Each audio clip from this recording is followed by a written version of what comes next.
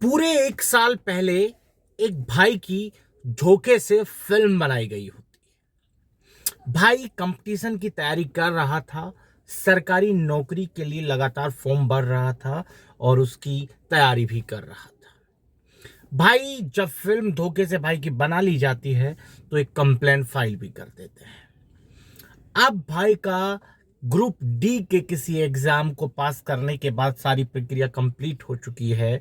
बस document verification ही बचा था कि अचानक से भाई के सामने एक समस्या आकर खड़ी हो जाती है। क्या वो समस्या थी? कैसे भाई उससे निकलेगा? क्या ऐसी समस्या आपके साथ भी हो सकती है? क्या धोखे से फिल्म बन जाने के एक साल बाद भी आपके साथ किसी तरह की कोई समस्या या परेशानी बन सकती है? इन सभी सवालों के जवाब इस वीडियो में हम आपको देने वाले हैं। उससे पहले आपसे निवेदन है कि हमारे इस वीडियो के डिस्क्रिप्शन में हमारे नए चैनल फ्रॉड अलर्ट धनेश का एक लिंक है। कृपया करके उस चैनल को सब्सक्राइब करें और वहां पर जो वीडियोज हैं उनको जरूर देखें। वहां से भी आपकी बिल्कुल हौसला अफजाई होगी और आपकी समस्या का समाधान वहां भी निरंतर आपको मिलता रहेगा। दोस्तों, एक भाई की एक साल पहले किसी ने धोखे से फिल्म बना ली। फेसबुक पर फ्रेंड रिक्वेस्ट भेजी, व्हाट्सएप पर हेलो हाय हुई, फिर व्हाट्सएप पर वीडियो कॉल करके स्क्रीन रिकॉर्डिंग की मदद से भाई की फिल्म उन लोगों ने बना ली। अब भाई के पास, यानी कि जब फिल्म बनी थी तब भाई ने एक कंप्लेन साइबर क्राइम में एक फाइल की थी।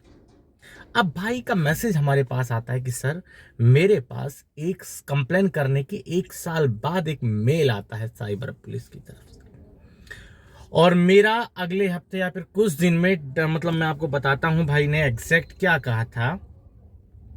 भाई के जो वर्ड्स थे वो मैं आपको थोड़ा समझा देता हूं। देखिए, किसी की जिंदगी का सबसे अहम पल होता है उसकी नौकरी का, और भाई के साथ ऐसा हुआ। एक साल पहले इंसिडेंट हुआ, वीडियो की वजह से कोई दिक्कत नहीं हुई, पर भाई ने कंप्लेन फाइल की थी और उस कंप्लेन फाइल जो एक साल पहले की थी उससे रिगार्डिंग कोई मेल भाई को मिलता है एक साल बाद, जब भाई एक सरकारी नौकरी के मुहाने पर खड़े थे। तब भाई को वो मतलब एक मेल मिलता है साइबर पुलिस की तरफ से। भाई हमसे कहते हैं, भैया रिपोर्ट करने के एक साल, आप साइड में देख पाएंगे, भैया रिपोर्ट करने के एक साल बाद आज मेरे मेल पर एनसीआरबी का मैसेज आया है। अब जो मैसेज है वो आप साइड में देख सकते हैं। वो मैसेज आया है, वो कंप्लेंट ट्रांसफर टू पुलिस के नाम से जो उसका सब्जेक्ट है, और कंप्लेंट जो मेल भेजने वाला है वो है साइबर पुलिस। और मेल में लिखा है, dear sir, the complaint number ये submitted by NCRB Rajpur on 4/2/2023 को 1:51 पर आपकी कंप्लेंट को जो आपका लोकल थाना है राजपुर का, वहां ट्रांसफर कर दी गई है, और वहां जिसके पास कंप्लेंट ट्रांसफर की गई उसका नंबर भी दिया हुआ है। अब इसके नीचे भाई कहता है कि पुलिस पूछताछ के लिए मेरे घर पर तो नहीं आएगी ना, क्योंकि मेरा ग्रुप डी का 17 फरवरी को डॉक्यूमेंट वेरिफिकेशन और मेडिकल स्टार्ट है, तो मुझे चेन्नई जाना पड़ेगा, प्लीज हेल्प मी। भाई का ये सवाल है। अब किसी की जिंदगी में सबसे अहम सवाल यही होगा, जिंदगी के उस मुहाने पर आप खड़े हैं कि आपको सरकारी नौकरी पहले तो मिलती नहीं है, मिली है, डॉक्यूमेंट वेरिफिकेशन लास्ट स्टेप बचा है, और ऐसा मेल आपके पास आ जाता है। तो जी हाँ भाई, ये मेल ओरिजिनल है। इस मेल में जो एनसीआरबी है, जो यानी कि national cyber crime reporting portal जो है, उन्होंने आपसे कहा है कि आपने जो कंप्लेंट फाइल की थी वो आपकी कंप्लेंट आपके लोकल थाने में इतने बजकर इतने मिनट पर भेज दी गई है। क्योंकि जब आप cybercrime.gov.in पर कोई भी कंप्लेंट फाइल करते हैं तो उसके बाद वो कंप्लेंट आपके लोकल थाने को ट्रांसफर की जाती है। पर ये केस अपने आप में एक अलग इसलिए है क्योंकि मैं जब तक 4 साढ़े 4 साल आज मुझे हो गए हैं, किसी भी केस को ट्रांसफर करने में अधिकतम एक सप्ताह या 2 सप्ताह, अगर छुट्टियां ज्यादा हैं उस महीने में, उस सप्ताह में, तो 2 सप्ताह अधिकतम होता है किसी भी केस को ट्रांसफर करने के लिए लोकल थाने में। बट यहां मामला अलग है। भाई के अनुसार एक साल पहले आपकी कंप्लेन को लोकल मतलब कंप्लेन की थी और 1 साल के बाद वो आपके लोकल थाने में ट्रांसफर हो रही है। देखिए, मैं स्पष्ट रूप से आपसे कहूंगा कि ये कोई टेक्निकल इशू था, टेक्निकल फॉल्ट था, या तो हो सकता है किसी कारणवश आपकी कंप्लेंट जो आपने cybercrime.gov.in में दर्ज की थी, उस कंप्लेंट का स्टेटस ओपन करने में वहां कोई टेक्निकल इशू आया, जो कुछ बग कई तरह के होते हैं, कई समस्याएं होती है टेक्निकल इशूज की जब हम बात करते हैं, तो वो मतलब अब जाके लोगों साइबर क्राइम वालों की नजर में आया और उन्होंने आपकी कंप्लेंट को आपके लोकल थाने में भेज दी। बट ऐसा होता नहीं है, जो आप बता रहे हैं तो भी मुझे यकीन नहीं हो रहा है, क्योंकि आपने कंप्लेंट कब फाइल की थी? आपके अनुसार आपने 1 साल पहले की थी, बट मुझे अभी भी ऐसा नहीं लगता कि आपने 1 साल पहले कंप्लेंट फाइल की हो और उसका रिप्लाई एनसीआरपी का अभी आ रहा हो, जिसमें कहा गया हो कि आपकी कंप्लेंट को आपके लोकल थाने में भेजी गई। ये चीज मेरे गले अभी भी नहीं उतर रही है। कारण इसके पीछे यही है कि मैक्सिमम जो टाइम होता है वो 1 सप्ताह का होता है आपकी कंप्लेंट को आपके लोकल थाने में फॉरवर्ड करने में। जो समय लगता है वो 1 सप्ताह का अधिकतम लगता है, पर यहां आपने तो 1 साल बहुत ज्यादा हो।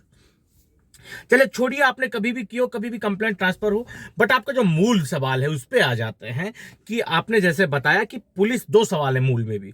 पहला, पुलिस पूछताछ के लिए मेरे घर पर तो नहीं आएगी, बिल्कुल नहीं।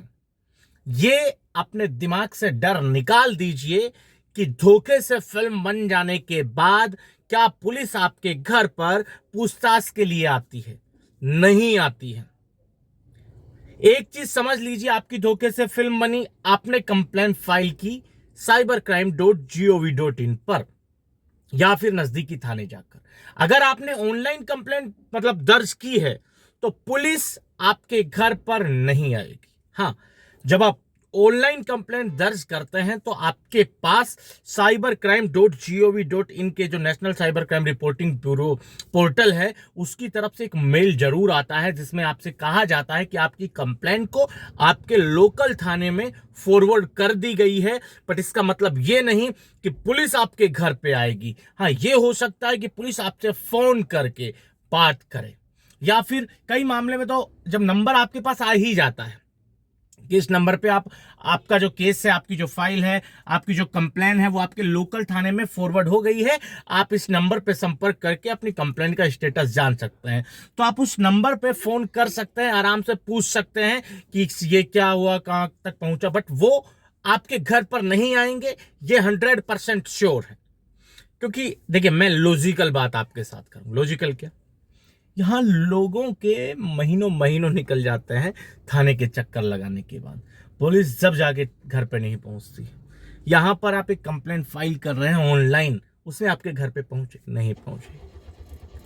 हाँ, आप उसमें जिम्मेदारी तय होती है, उसमें उनको रिपोर्ट देनी पड़ती है। जैसे आप थाने नहीं गए, आपका मैटर सोल्व हो गया, आप थाने मतलब नहीं जाना चाहते हैं, पर नहीं चाहते हैं कोई भसड़ हो, तो आप कुछ मत कीजिए, कोई रिप्लाई मत कीजिए, कोई दिक्कत नहीं है। कुछ दिन के बाद अपने आप ही आपके उसको क्लोज कर देंगे, आपको मेल मिल जाएगा उसका भी कि आपकी कंप्लेंट को क्लोज कर दिया गया। हाँ, जो भाई कंप्लेंट को आगे रेगुलर बढ़ाना चाहते हैं उनको प्रेशर पुलिस पर बनाना पड़ेगा कार्रवाई करने के लिए। बट ये चीज तय है कि जब आपकी धोखे से फिल्म बनी थी, उसके बाद आपने कंप्लेंट फाइल की थी, तो उसके बाद पुलिस का मतलब आपके घर पर नहीं आएगी, नहीं आएगी, नहीं आएगी। ये चीज आप अपने दिमाग में बिठा लीजिए, जो भी डर है वो भी निकाल दीजिए। इसके अलावा दूसरा सवाल, भाई ने कहा कि मेरा ग्रुप डी का 17 फरवरी को डॉक्यूमेंट वेरिफिकेशन और मेडिकल स्टार्ट है, मुझे चेन्नई जाना पड़ेगा, प्लीज हेल्प मी।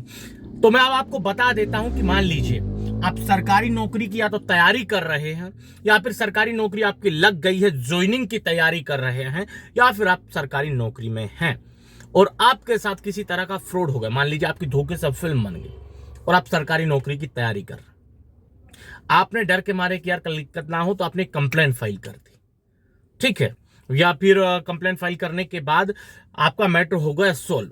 अब 1 साल बाद आपकी कोई सरकारी नौकरी लग जाती है, तो आपके दिमाग में ये डर रहता है कि यार सरकारी नौकरी लग गई, डॉक्यूमेंट वेरिफिकेशन है, पुलिस के पास जाए ना जाए, जो केस किया था उसको बंद कराए नहीं कराए, नहीं, कोई दिक्कत नहीं। आपका कोई क्रिमिनल केस वो नहीं है, इसमें आपको डरने की बिल्कुल जरूरत नहीं है, ना आपको केस बंद करवाने की जरूरत है, कुछ करने की जरूरत नहीं है। आप बिल्कुल निश्चिंत रहिए, ना आपकी नौकरी पे कोई खतरा आएगा, ना आपकी डॉक्यूमेंट वेरिफिकेशन पर कोई खतरा आपको देखने को मिलेगा। 1% भी आपको ना तो डरना है, ना घबराना है, ना पुलिस आपके घर पे आएगी और ना आपका जो डॉक्यूमेंट वेरिफिकेशन है इसमें कोई समस्या आपको फेस करनी पड़ेगी। आप बिल्कुल निश्चिंत होकर अपने डॉक्यूमेंट तैयार कीजिए और वेरिफिकेशन के लिए जब भी आपको बुलाए निश्चिंत होकर जाइए। पुलिस आपके पीछे से घर पर नहीं आएगी, नहीं आएगी, नहीं आएगी। उम्मीद करता हूं कि आज का जो वीडियो मैंने बनाया है उसका मकसद और जो उद्देश्य हमारा था आप लोगों को समझाना वो आपको पसंद आया होगा। आज के इस वीडियो में इतना ही। अंत में रिक्वेस्ट है कि वीडियो के डिस्क्रिप्शन में हमारे नए चैनल फ्रॉड अलर्ट धनेश का जो लिंक है उस चैनल को भी सब्सक्राइब जरूर करें। जय भीम, जय हिंद की सेना।